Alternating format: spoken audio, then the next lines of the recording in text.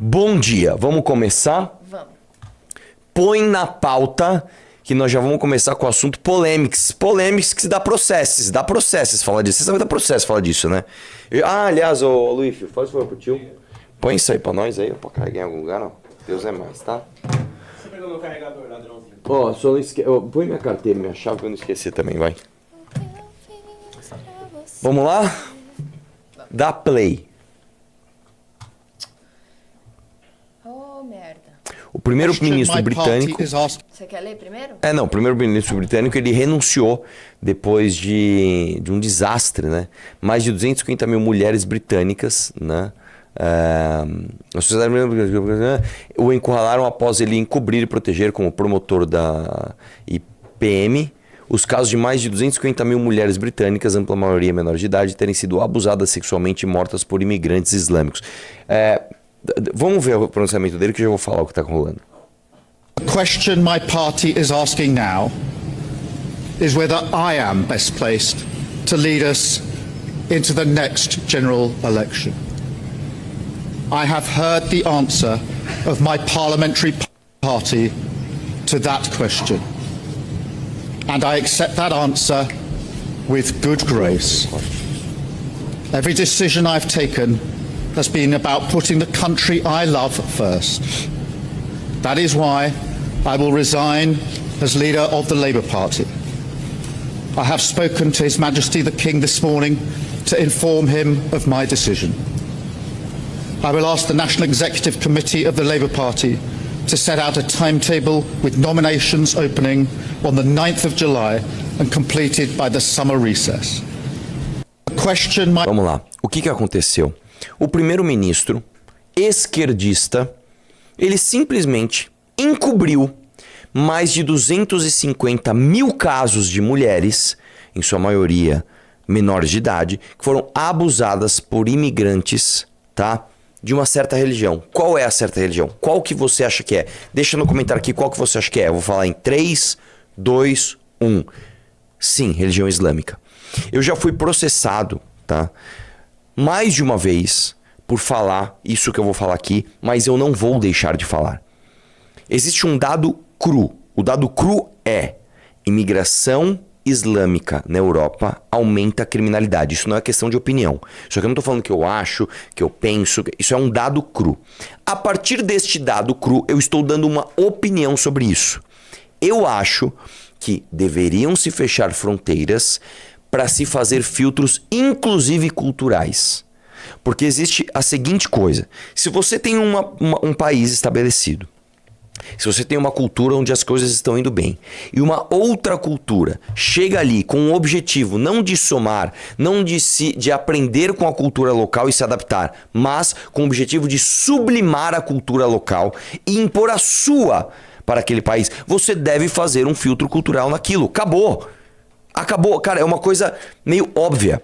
E aí, de forma absolutamente ideológica, alguns países da Europa, e o Reino Unido talvez tenha sido o que mais, né, agiu assim, eles simplesmente abriram fronteira para geral, veio uma imigração islâmica absurda e os caras fizeram o que fizeram. Eu vou dizer, o MBL, né, fez uma revista, a revista Valete, sobre o fim da Europa, né, com uma Mona Lisa de burca, há, sei lá, 2 anos, mais ou menos. Nós já antecipamos esse problema. A Europa está sofrendo uma crise migratória gravíssima. Não só em termos orçamentários, porque essa galera chega e também ali absorve recursos do Estado, não é mesmo? Mas também de forma comportamental, criminal e cultural. Então, para de olhar para as coisas de forma ideológica. Para de achar que você receber gente no teu país vai consertar o país dos outros. Não vai. Não vai. Se você quer consertar o país do outro, se você quer ajudar humanitariamente o país do outro, o teu país tem que estar em ordem. Porque senão você nem ajuda o país que você quer ajudar e você ainda atrapalha o seu país. Aí é que ninguém ajuda ninguém mesmo. Então sou a favor, sim, isso é uma opinião política que eu posso professar. Sou a favor, sim, de fechamento de fronteiras, tá? E filtro cultural para que as pessoas possam entrar no país. É simples, é uma coisa óbvia, não é mesmo? Pelo amor de Deus, cara. Pelo amor de Deus. Vamos lá? Vamos lá. Põe aí, o que é isso aí? Um cara falou assim, Arthur, mas a cultura não é forte? Sim, a cultura é uma coisa fortíssima, cara. A cultura é aquilo que ultrapassa gerações, ultrapassa séculos e vai sendo passado, né, de uma geração para outra, vai sendo passado para frente, vai sobrevivendo ao teste do tempo. O fato é o seguinte, se você entende que a sua cultura é algo que deve ser preservado, a preservação da sua própria cultura por você próprio é um sinônimo de força. Novamente, um dos clássicos da literatura, Sun Tzu, fala justamente isso. Né? Ele fala ali, falando de guerras, eu não lembro exatamente como ele fala isso, ele fala de castelos ou algo assim, mas se você quer ter um castelo forte, se você quer ter uma fortaleza, se você quer ter um ambiente resiliente, você não pode abrir mão de mecanismos de proteção desse ambiente. O que é completamente diferente de você pegar, por exemplo, o Brasil, que entende a cultura, né, indígena como algo a ser protegido por uma segunda cultura. Então é como se nós, né, que somos outra... A Constituição brasileira, isso não é minha opinião, isso é a Constituição brasileira, ela entende o homem branco ocidental brasileiro como uma outra coisa, uma outra classe de cidadão que não indígena. A Constituição entende o indígena como outra coisa, não como um brasileiro de plenos direitos e deveres. E aí nós, como seres superiores e supremos, né, de acordo com a Constituição, devemos proteger esta cultura inferior chamada cultura indígena. Isso está errado. Isso está errado. Se incorpore, então. Se incorpore e trate os indígenas como brasileiros, que o são, que assim são. Agora, é diferente você ter um país estabelecido como a Inglaterra e falar, não, tudo bem, deixa vir imigração islâmica aqui. O objetivo dos caras, não é a minha opinião também, né? Tem diversas palestras dos caras falando, não, a gente quer chegar lá, a gente quer ter mais filho do que os locais e a gente quer dominar tanto numericamente quanto em termos religiosos, em termos institucionais, né? Aquele espaço, aquele lugar, aquelas pessoas, aquela cultura. Não, aí você é muito bobo se vocês pensam, não, tudo bem, vem aí, cola aí, né? Meu Deus do céu. Vamos lá? Dê like na live. Vamos lá, Daniela Lima. Trump vai interferir no processo eleitoral aqui. E isso é só o começo. Vamos ver o que ela está dizendo. Eu trago para vocês aqui a aspa ipsis literis do que me disse o negociador do Lula na seara internacional. Abro aspas. Ele, Trump, vai tentar interferir no processo eleitoral aqui. E isso é só o começo. Por que ele está tratando desse assunto, né? Porque logo depois de anunciar a ameaça do tarifaço com base no Pix, o Flávio falou, gente, olha aqui, que meu irmão tá lá pedindo 24 horas por dia sanções ao Brasil, estou lutando para que o tarifaço não venha. Me inscrevi numa audiência pública. O Brasil, o presidente Lula não está nessa audiência pública, diz o negociador do Lula. O governo já tem um canal direto com os americanos. Desde a ameaça da sobretaxa, foram 2 reuniões bilaterais com novas a serem realizadas até o dia 15 de julho.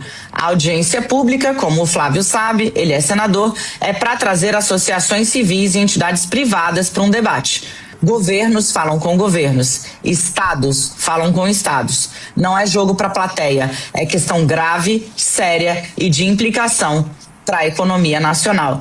Meus amigos, vem por aí a engrosse confusão, como diria o ministro Gilmar Mendes com o seu alemão, uma grande confusão, e o presidente dos Estados Unidos está deixando claro que agora o interesse dele está totalmente voltado para a eleição brasileira. Eu trago para vocês aqui a aspa. Dá para discordar dela aqui? Ela tá falando uma coisa que é sensata. O Eduardo Bolsonaro, que tá lá trabalhando por sanção, por sanções e por taxas, né, por tarifas, a 24 horas por dia, agora o irmão vai falar que não. E outra, muito estranho realmente o Flávio ser ouvido e o governo brasileiro não ser ouvido. Muito estranho. O que eu acho é o seguinte, eu não tenho dúvidas de que os Estados Unidos gostariam de interferir, não só nas eleições do Brasil, mas nas eleições de qualquer outro país democrático. A questão é o seguinte, você não tem que ficar dependendo da intenção do Trump. Você não tem que ficar, tomara que o Trump não queira, tomara que o Trump seja bonzinho. Você não pode ficar assim. Você tem que pensar o seguinte, se você tem um país, seu país é soberano, você é que tem que se proteger, é teu papel se proteger.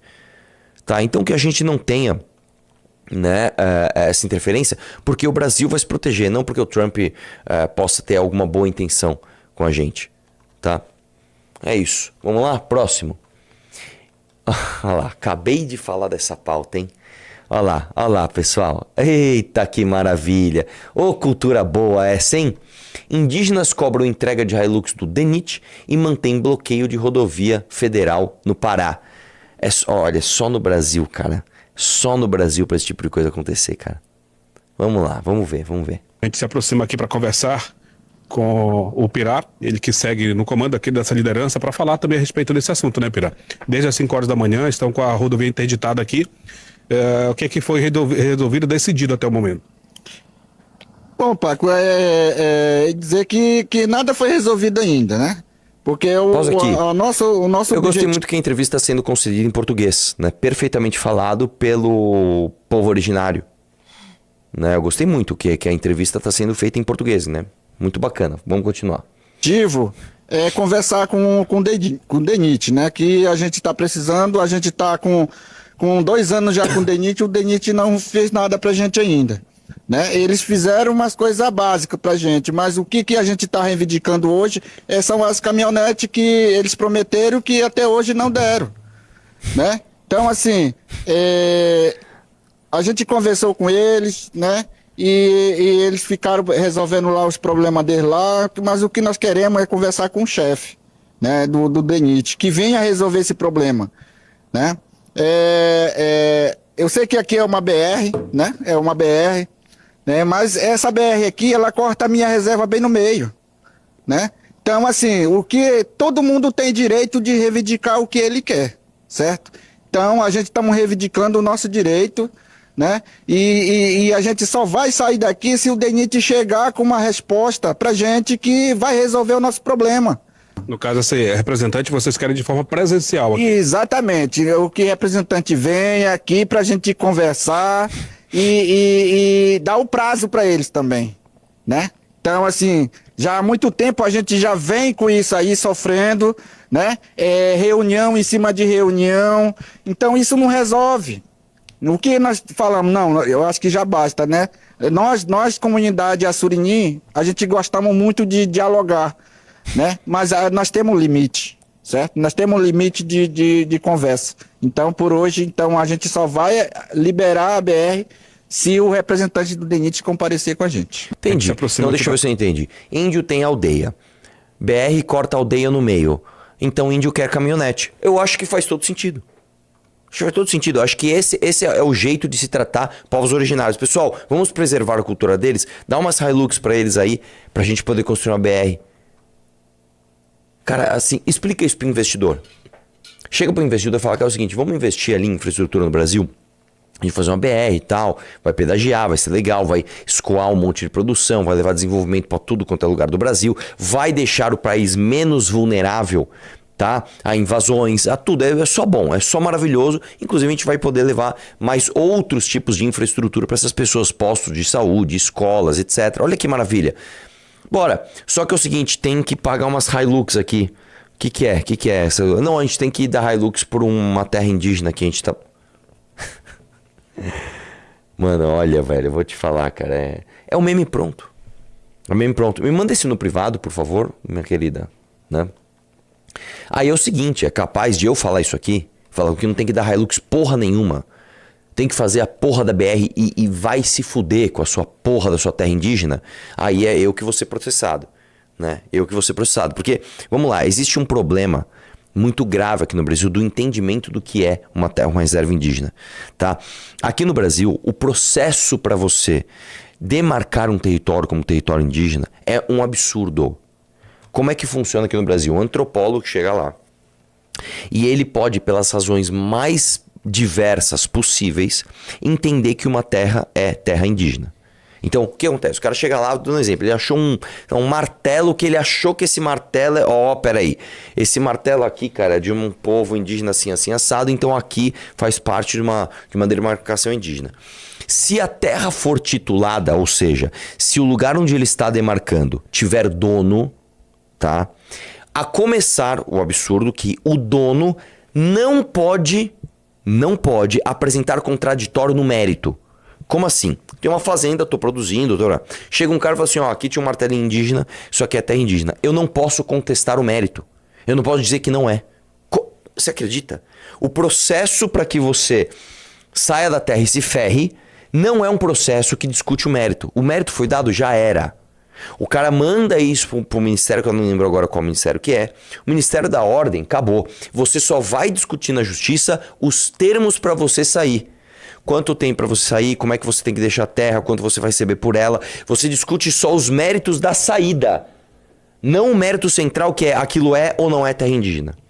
Dada esta autorização, dado o andamento nesse processo, o presidente da República, de forma unilateral, vai lá e assina e demarca a terra indígena.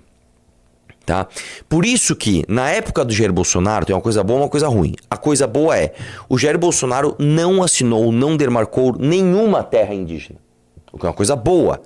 Tá? Coisa ruim, ele não modificou o mecanismo para que o próximo presidente pudesse fazê-lo. Ou seja, o Lula, quando chegou lá, simplesmente saiu demarcando e acabou, velho. Pegou tudo que estava atrasado e saiu demarcando. Entendeu? Por isso que a gente precisa do marco temporal. O que é o marco temporal? Nós vamos estabelecer uma data, e aí você pode discutir a data. É ontem, vai ser amanhã, é Constituição de 88, para dizer o que é território indígena até tal lugar, até essa data, é território indígena. O que não é, não é. Para que você tenha segurança jurídica. Agora, nós vivemos, como não tem marco temporal, não tem porcaria nenhuma, nós vemos isso aí. O cara quer passar uma BR, não pode passar uma BR, você não pode desenvolver o seu país, porque tem o pajé, cacique, não sei das quantas, falando que quer Hilux, cara. Falando português. Não, quero uma Hilux, por favor, 2026, né, com ar-condicionado, tela de LED, por favor. Se puder mandar uns iPhones também, para eu preservar a minha cultura aqui. Eu vou te falar, mano, olha, é demais, né? É demais. Gostou desse corte? Inscreva-se nesse canal para receber mais cortes como esse. Deixe o like e compartilhe.